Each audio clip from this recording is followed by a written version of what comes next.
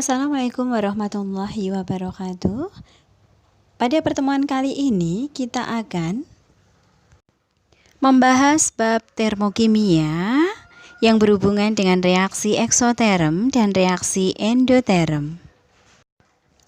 Reaksi eksoterm adalah reaksi yang melepaskan kalor dari sistem ke lingkungan. Kita bisa melihat aliran kalor pada reaksi eksoterm. Di sini ada sistem, ada lingkungan dan berhubungan dengan kalor, di mana pada reaksi ini melepaskan kalor dari sistem ke lingkungan, sehingga tanda panahnya menunjuk keluar. Kita melihat diagram tingkat energi reaksi eksoterm. Untuk diagram ini kita melihat ada grafik hubungan antara reaksi dengan entalpi, di mana ditunjukkan ada entalpi 1 dan entalpi 2.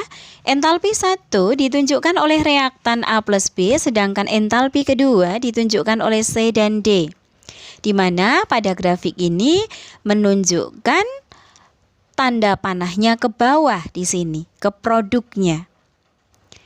Di sini berarti entalpi sistem sebelum reaksi lebih besar daripada sesudah reaksi. Maka perubahan entalpinya sistem negatif. Entalpi sistem berkurang. Kita tunjuk produknya ke bawah berarti berkurang, sehingga harga delta hanya bernilai negatif. Pada reaksi eksoterm di sini bisa dituliskan perubahan entalpinya, yaitu delta H sama dengan jumlah H atau entalpi produk dikurangi jumlah entalpi reaktan, di mana delta H-nya kurang dari 0. Sedangkan bisa dituliskan juga delta H sama dengan jumlah entalpi 2 dikurangi entalpi 1. Delta H-nya hasilnya kurang dari 0, atau bisa dituliskan delta H sama dengan min Q.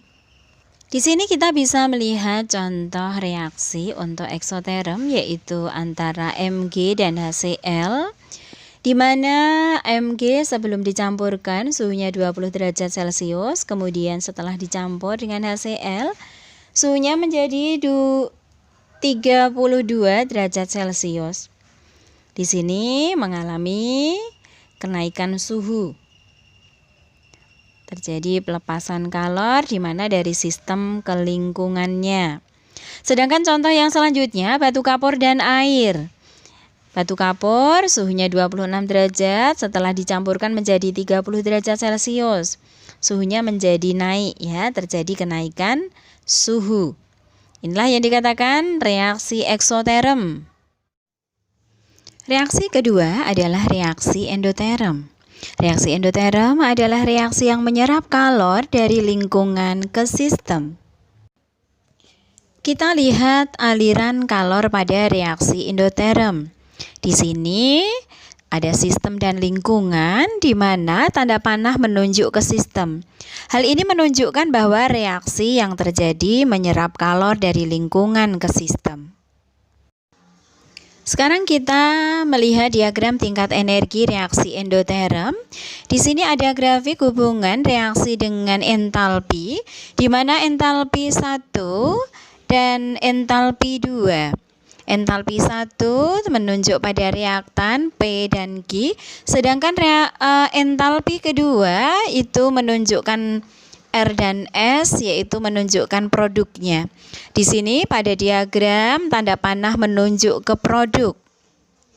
Berarti bahwa entalpi sistem sesudah reaksi lebih besar daripada entalpi sistem sebelum reaksi. Maka perubahan entalpi positif. Entalpi sistem bertambah, di mana delta H sama dengan plus.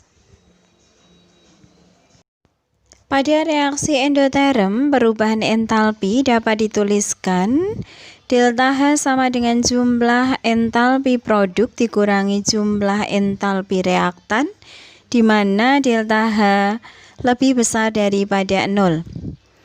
Atau bisa dituliskan delta H sama dengan H2 dikurangi H1 atau entalpi 2 dikurangi entalpi 1, di mana delta H lebih besar daripada 0, atau bisa dituliskan delta H sama dengan plus Q. Pada reaksi endoterm terdapat contoh NH4Cl dan BaOH 2 kali di sini. Sebelum dicampur, BaOH 2 kali suhunya 25 derajat Celcius. Kemudian pada saat dicampur dengan NH4Cl suhunya berubah menjadi 15 derajat Celcius. Ini berarti terjadi penurunan suhu. Sedangkan untuk contoh yang satunya lagi NH4NO3 dan H2O. H2O sebelum dicampur suhunya 26 derajat Celcius. Kemudian pada saat pencampuran terjadi suhu 20 derajat Celcius setelah dicampur dengan NH4NO3. Ini terjadi penurunan suhu.